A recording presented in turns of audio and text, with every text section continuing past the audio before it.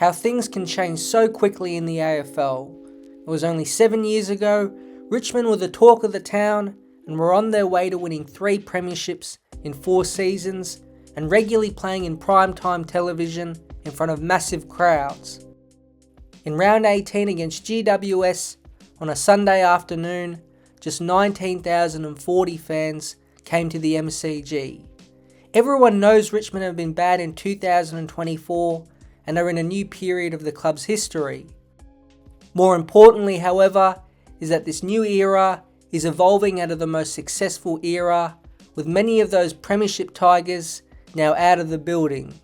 Richmond are bad and are supposed to be because of the AFL draft system. That's okay, but what the club doesn't want to be, and you could say it currently is irrelevant. That's why just 19,000 turned up to the MCG on a Sunday, whereas the West Coast fans, who have a similar number of members, are regularly hitting 40, if not 50,000 spectators at Optus Oval. It all feels like this downturn of excitement has happened so quickly, and a lot of it has been out of the control of the club. For new coach Adam Yze, 2024 couldn't have been much worse. The obvious starting place is all the injuries. It was similar, although not quite as extreme as what the West Coast Eagles have had to deal with, but Tim Taranto, Dylan Grimes, Tom Lynch, Jacob Hopper, Josh Gibkiss and Dion Prestia have been the main important players to miss a large amount of the season. By round 10 of this year, the club could make a full 22 of fit players, but also a full 22 of injured ones. No coach can do anything about that. They have gotten slightly healthier of late, but so many players have been going in and out of the rehab group. It's the biggest factor of why the Tigers have been bad, but the irrelevant part is a bit deeper and complicated. You have to put some of the blame on Damien Hardwick. He is the one who convinced list management to trade top-end picks for Tim Taranto and Jacob Hopper and create an urgency of one last flag tilt in 2023. He got this feeling from watching the Last Dance documentary. When he realised the team was not good enough and the future playing list was looking dicey, he simply quit. He can get away with it because he did win 3 flags, but the lasting effects are brutal.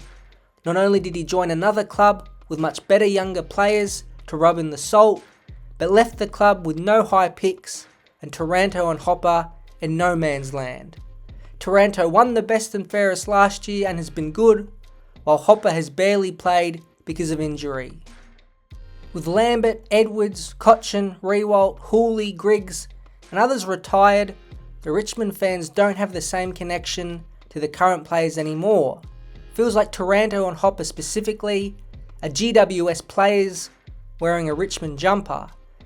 It's just not the same as those drafted warriors in Cochin, Lambert and Rewalt who grew up with the supporter base.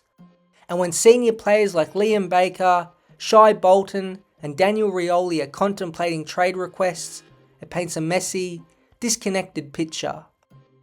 Sticking with the players, another reason Richmond have struggled to be relevant is their youth.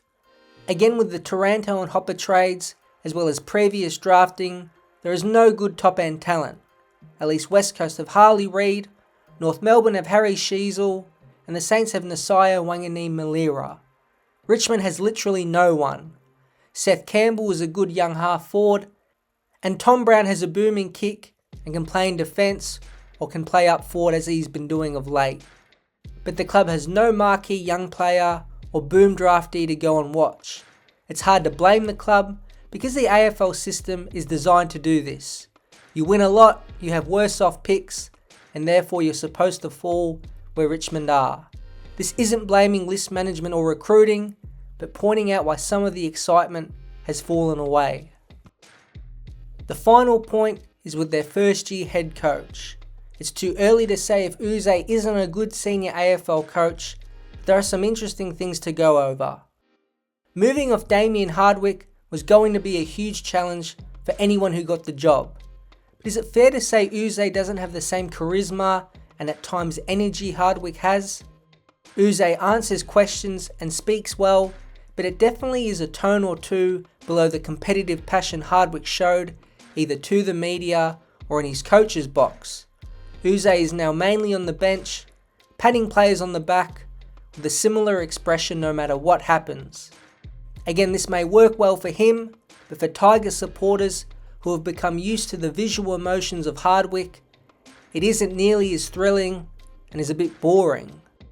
The game style Uze has implemented based on his time at Melbourne is about contest and defence. It's the opposite to the high octane and high pressure style that Hardwick nailed during the 3 premierships. This game plan itself has caused some confusion in the club due to various leaks throughout the 2024 season. Some have also questioned Uze's post-game comments relating to the team's effort, especially in back-to-back heavy losses to the Bulldogs and Brisbane. Uze comes off as a very nice man, maybe a bit too nice at this early stage of his senior coaching journey. So if we add all this up, I think it becomes a bit clearer why a portion of the Richmond army is in winter hibernation. It's hard to blame them after the 5 to 6 years of high level winning football they had, compared to the team which is now representing them. So what are the options from this point to at least become a relevant and exciting team once again? It will be hard to become good in just one off season, but surely Richmond will make changes to get the supporters on board for the new generation. The main way to do this is through the draft and trade system. It might be time to get aggressive in this space. The risk in letting players go is losing valuable experience and leadership. North Melbourne are the big warning for this. But looking at Richmond's list as if it were fully healthy for next year, the club can gamble. If an experienced core of Dylan Grimes, Nick Vlauston, Jaden Short and Nathan Broad settle in defence, then surely Daniel Rioli can leave. He is 27 and will net likely pick 10 and 20 from Gold Coast, who are willing to trade draft capital out. In the midfield, Toby Nankervis is still playing well, and Dion Prestia, Jacob Hopper and Tim Taranto as on-ballers is solid. They're not spectacular, but tough. Liam Baker is set to leave, and say he chooses West Coast, another mid-first round pick should come through. Then up forward, Tom Lynch is the only senior player if Dustin Martin retires or leaves, and it's why Shai Bolton, although wanting to go to Fremantle, will most likely stay. But if I add up the senior players just mentioned, it's 8 pretty solid veterans to build around and develop youth. That's why Bolton should be heavily discussed and being traded to Fremantle, who have picks 12, 13 and 16 right now.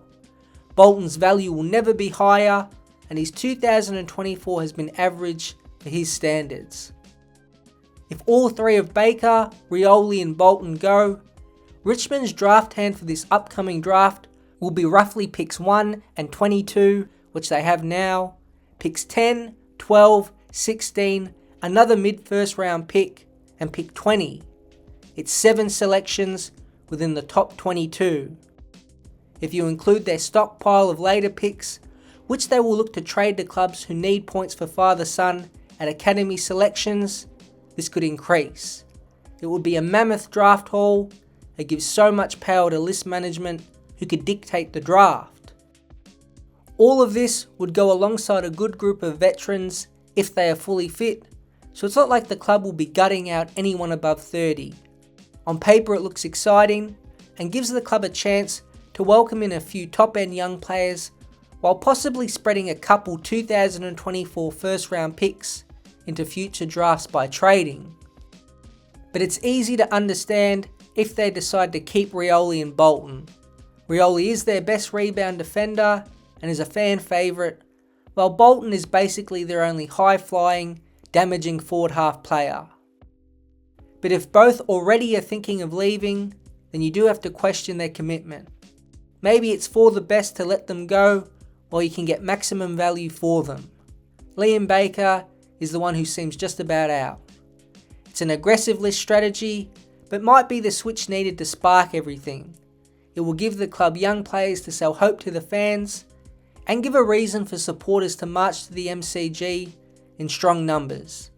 It will also help Uze connect with new faces, instead of trying to win over a lot of senior premiership players like he has had to do this year. And whoever the new CEO is, instantly has a new crop of people to work with. He can help the club create a new vision, one that moves on from the ghosts of Hardwick, Cochin, Martin and Riewoldt. Although Richmond may seem dour now, look at all the possibilities ahead. They can play it relatively safe, but can also make significant change. Whatever they do, probably won't save them from being bottom 4 again next year and the year after, but might make them a fresh and inspiring side to follow.